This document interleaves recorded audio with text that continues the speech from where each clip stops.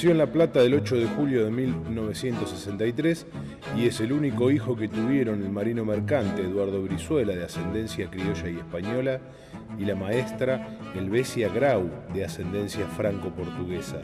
Realizó los estudios primarios y secundarios en el Colegio San Luis para luego cursar la carrera de Derecho por 2 años, hasta descubrir que su vocación era la literatura, por lo cual estudió casi hasta completar la carrera de Letras en la Universidad Nacional de La Plata. Este narrador, periodista cultural y traductor, ha publicado varios libros, entre los que se destaca su primera novela, Tejiendo Agua, por el cual obtuvo el premio Fortabat de novela en 1985.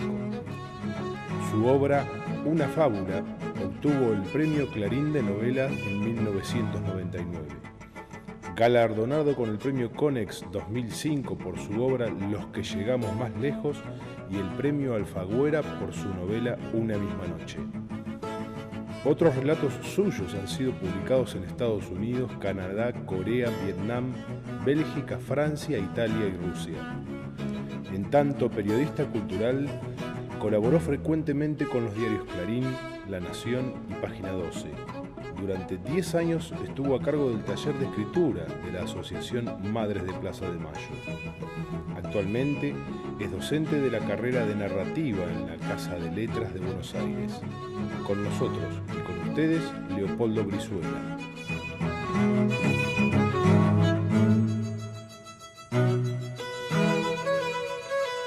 Buenas tardes, bienvenidos a una nueva emisión de Ciudadanos Ilustres en este 9º año, hoy con el gusto de recibir a Leopoldo Brizuela. Leopoldo, un gusto. Igualmente. Vos sabés que me impresionó ver tu trayectoria, lo que has hecho y bueno, un poco de sana envidia porque uno siempre tiene un escritor adentro, ¿no? ¿Vos te sentís un narrador, un escritor, un periodista cultural? ¿Qué sentís que sos? Yo siento que soy un escritor, sí. Pero no lo siento de una manera así abstracta, no me pongo nunca a pensar soy un escritor, salvo Claro. cuando voy a un hotel Claro. o que te preguntan profesión y pongo ahí con mucho orgullo. Escritor. O para dejarlo perplejo o en la aduana también, Mirá. para que sospechen que uno es cualquier otra cosa. Pero te decía que lo siento de una manera física, ¿no? O sea, yo todo, si no lo escribo, cada un día ya estoy con una cosa como de abstinencia, ¿no?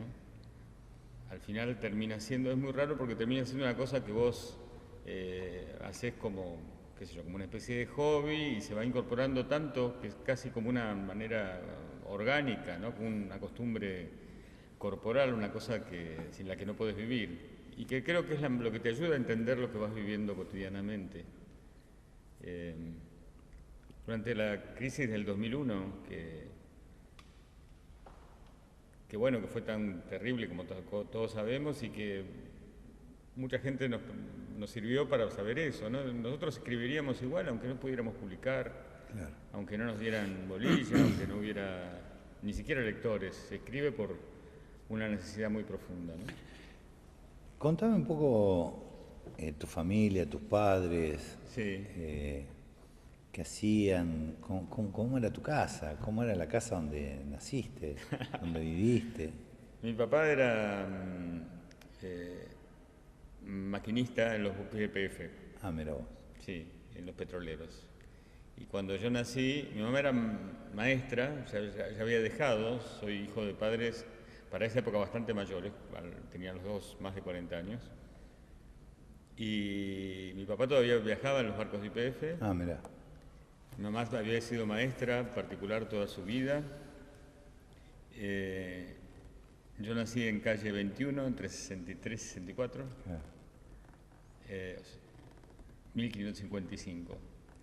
Y ese fue mi primer barrio, me acuerdo mucho del perfume de los naranjos, cada vez que Claro. cada vez hay menos. Mi vecino era Fabián Salvioli. Un invitado nuestro. Sí, Un invitado. con el que me encontré. Una familia tradicional de la ciudad, muy buena gente. Sí, el papá Sí. era la persona más hermosa, Sí. que recuerde, y fue muy fuerte encontrarnos mucho después con Fabián. Y Pinchas. Pincha, sí, claro. Sí, el fanático. padre nos afilió Sí. al club Sí. cuando yo era muy chico, el papá de Fabián. Claro. Pero es una cosa muy profunda esa amistad porque después de mucho tiempo nos reencontramos y empezamos a ver que habíamos sido uno del otro el primer referente, ¿no? Claro. El otro chico que había al lado. Claro. Nosotros nos mudamos pronto a Tolosa y Fabián me cuenta que para él siempre siguió siendo la casa de Leopoldo, la de al Claro, lado, claro. no la casa de Filpe, que fue el Sí, que sí. la compró, etcétera. La familia de mi mamá era de Ensenada, así que en realidad yo vivía muchísimo tiempo en Ensenada.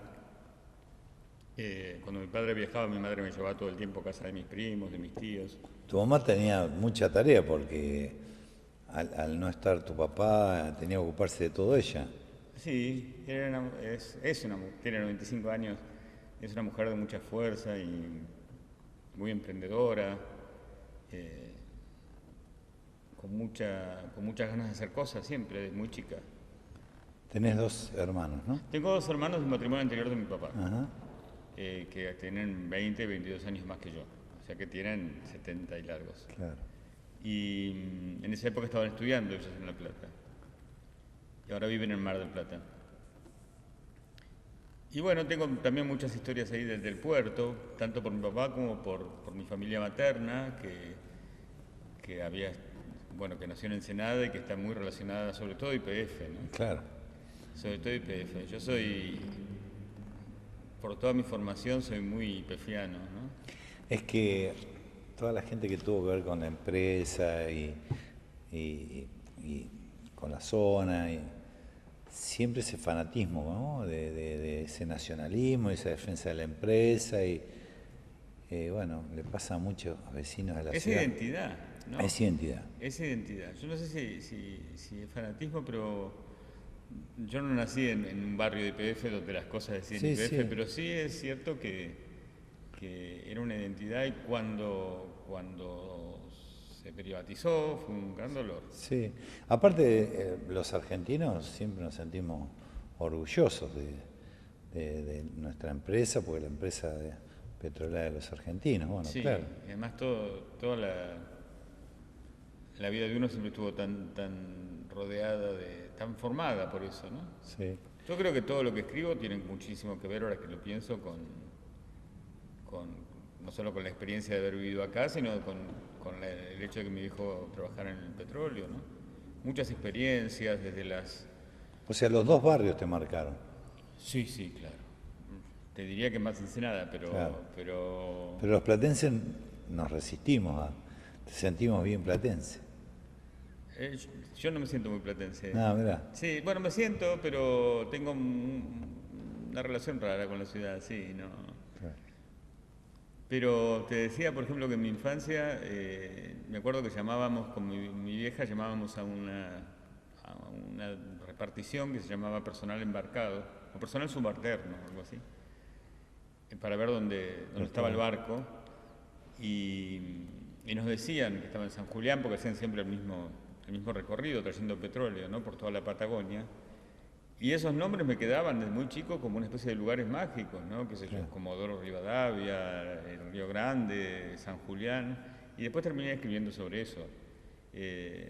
Después, en el año 68, cuando yo tenía 4 años y medio, que todavía vivía en 21, mi viejo estaba a bordo de uno de los 3 barcos, estaba de guardia, que estallaron en el puerto, que se incendiaron. Y esa fue una de las experiencias, si querés, más traumáticas de mi vida, ¿no? Que nunca lo pensé así, pero después terminó siendo así. Es decir, la historia nuestra está muy ligada a todo eso. ¿Y escuela primaria y secundaria? En San Luis, acá en La Plata. Marista. Marista, sí. En esa época había Bueno, en el jardín había ido al San Simon, Claro. que era un colegio inglés, y mi vieja se asustó con que la doble escolaridad, como se llamaba en esa época, creo que fue un error. Creo ¿Sí? que me hubiera gustado seguir, sí, me hubiera gustado. El San Luis era un colegio con mucha presencia marista, no tanto hoy, no es así, ¿no? Pero en aquel momento había mucha presencia de de sacerdotes maristas? Hermanos, sí. Sí. Sí, creo que sí, sí. Era un colegio, te diría, con una formación más moral que religiosa, ¿no? No teníamos formación bíblica ni clases, pero sí era... la clase de religión tenía más que ver con moral, yo creo.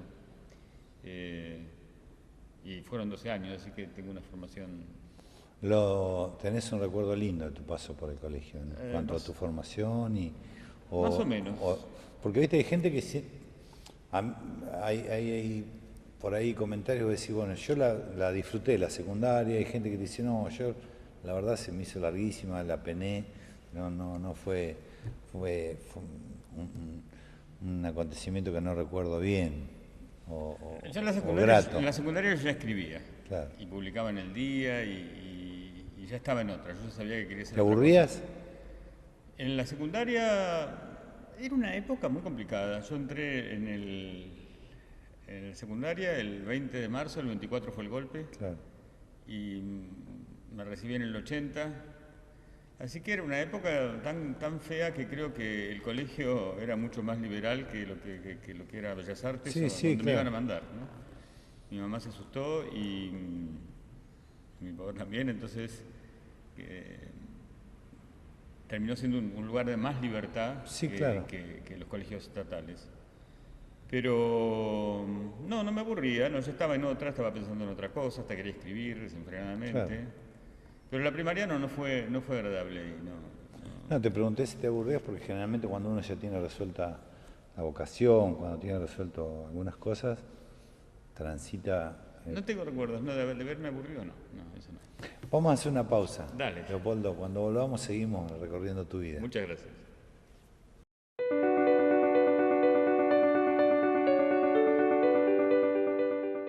FECOBA, Federación de Expendedores de Naftas de la Provincia de Buenos Aires. Escuela de Derecho Municipal, Dr. Adolfo Korn Villafañez. UENYA, Unión de Expendedores de Naftas y Afines La Plata.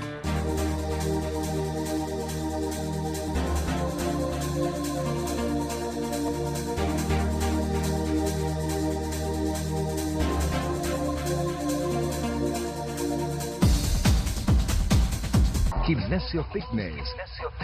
800 metros cuadrados de infraestructura dedicados a obtener tu completo bienestar psicofísico. Por eso a las tradicionales técnicas de aeróbica, musculación con carga y máquinas, agregamos clases personalizadas de pilates, pilates con máquinas y asesoramiento médico. En calle 40 entre 14 y 15, Gimnasio Fitness, dirigido por el profesor universitario Adrián Simonato. Centro Médico de Día Sana Sana, especializado en adultos mayores con capacidades diferentes. Atención personalizada, profesionales de excelencia. Calle 505, número 2546, entre 20 y 21. Centro Médico Sana Sana, algo distinto para gente especial.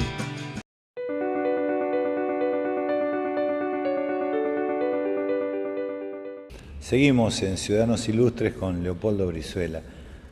Leopoldo, antes de ir a la pausa, hablamos un poco de la escuela primaria, secundaria, y me ibas a hacer un relato sobre la escuela primaria. Ah, sí, no exactamente un relato, pero ¿para qué te voy a decir que la pasé bien cuando no fue así, no? Yo creo que fue un gran error de mandarme ese Cuento, una anécdota. Era un colegio, como todo platense sabe, de una cierta clase social, Claro. muy discriminadora. Y además era esta cosa absurda, que ahora nos parece absurda, de que un colegio, ¿por qué los colegios tienen que ser solo de varones? Sí, claro. A nosotros nos parecía más o menos natural, pero los grupos de varones también siempre generan cosas feas, siempre tienen que elegir un maricón para sentirse Sí. machitos ellos. O sea que era no lo digo solo por mí, ¿no? Pero era un ambiente de muchísima discriminación en que mucha gente la pasaba mal, porque venía de hogares obreros que se esforzaban muchísimo por mandarlos a un colegio que creían que era muy bueno, Sí. o porque, bueno, eran chicos que no eran como los demás y por lo tanto se tomaban como de punto. Te podías sentir un desclasado, un lumpen. Te podías sentir sí, te podías sentir mucho más que eso, te podías Claro. sentir un agredido, una Sí, víctima. claro. Y esa vivencia la tuve hasta ahora. Lo lindo de escribir es que todo lo que te pasa, de última termina sirviendo. Claro, está Entonces, tampoco es que yo lamento que me haya pasado eso porque ahora tengo ganas de escribirlo, ¿no? Sí. Entonces, Bueno, el colegio ahora también es un colegio donde van mujeres, hombres. no tengo la menor idea, nunca Sí, volví. ha cambiado. Una de las... Y creo que una de las cosas sintomáticas es que muy poca gente ha vuelto, ¿no? Sí. Bueno, desde hace años el colegio es un colegio, ya no es más un colegio van mujeres también. Claro, no tiene ningún sentido, ¿no? Es que es prehistórico eso de colegio de hombres o colegio de mujeres. Me parece que no. Esto de escribir, ¿no? Decir, bueno, todo lo que me pasó ahora lo puedo escribir, está bueno. ¿Cuándo sentiste que ibas a ser escritor? ¿Que ese era tu camino? Sí, es que hay Sí, hay un una fecha momento. fundacional, ¿viste? Bueno, siempre escribía de chico y me gustaba, más que escribir, leer, dibujar. Tenía un mundo imaginario, soy hijo único, me crié como un hijo único, tengo estos 2 hermanos que no vivían conmigo. Y en un momento nos fuimos de vacaciones a Mar del Plata, en el año 76 también, en el verano del 75 al 76. Y una tía mía, que se llamaba Zulema, se había llevado un libro.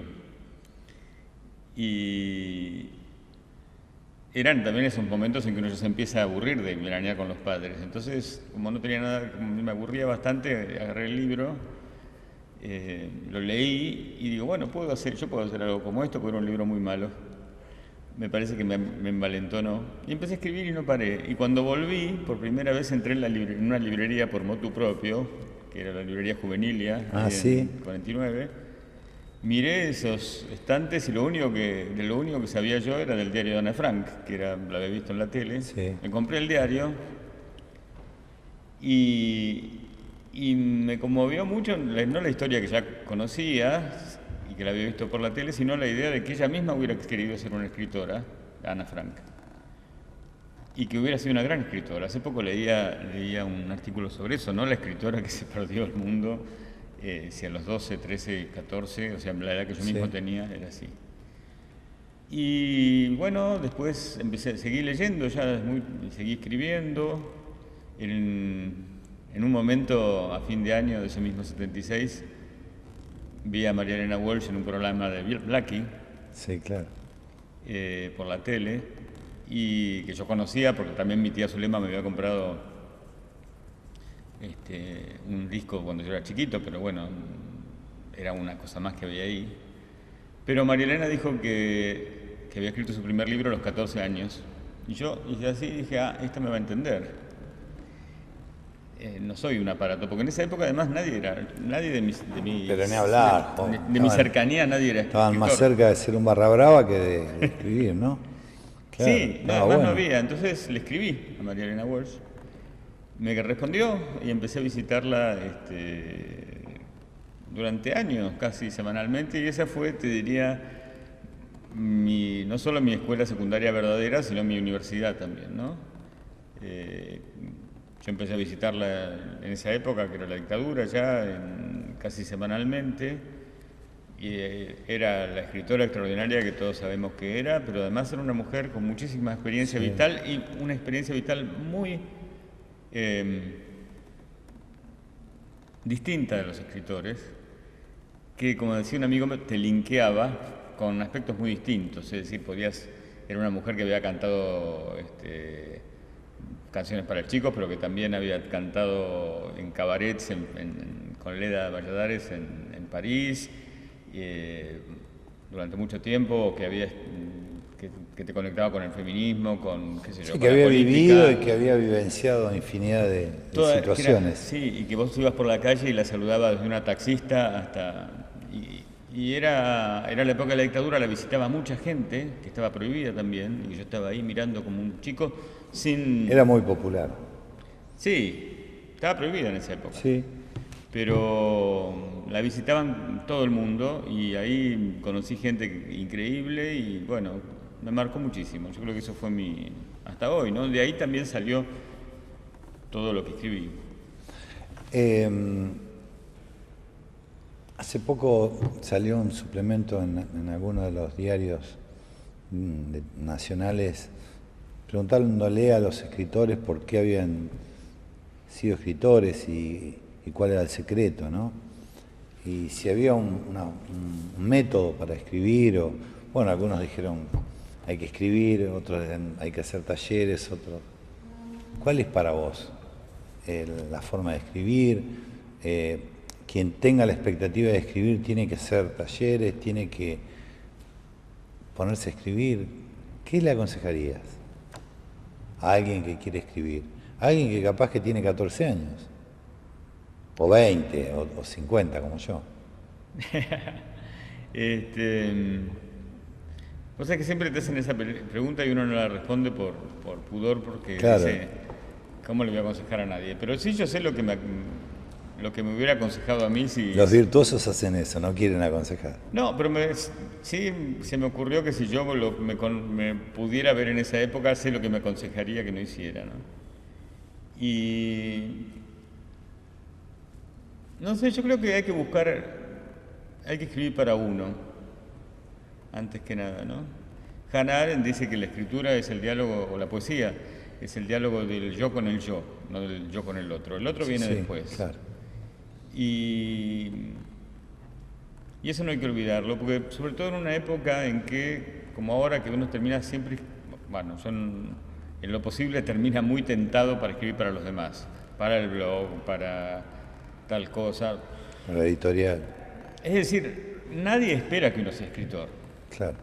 Te pueden pedir que seas, que te cases, que vayas a la universidad, hay un montón de demandas, pero que seas escritor no te lo pide nadie y no te lo respeta nadie, eso lo tiene que tener muy claro la gente, no te lo respeta nadie hasta que no ganas dinero. Claro. Sí, si no tenés o premios. Bueno, en general el premio por el dinero, Sí, porque el premio solo no le importa a nadie. Si el premio es $50.000, sí. A decir, bueno, ahí respeto. ¿Respeto qué quiere decir? Que estés escribiendo, te llamen por teléfono, vos decís, ¿para qué estoy escribiendo? Y no te dan bola, ese tipo de cosas. Claro. Entonces no sé, cada uno se busca su método, no hay uno, pero sí hay que tener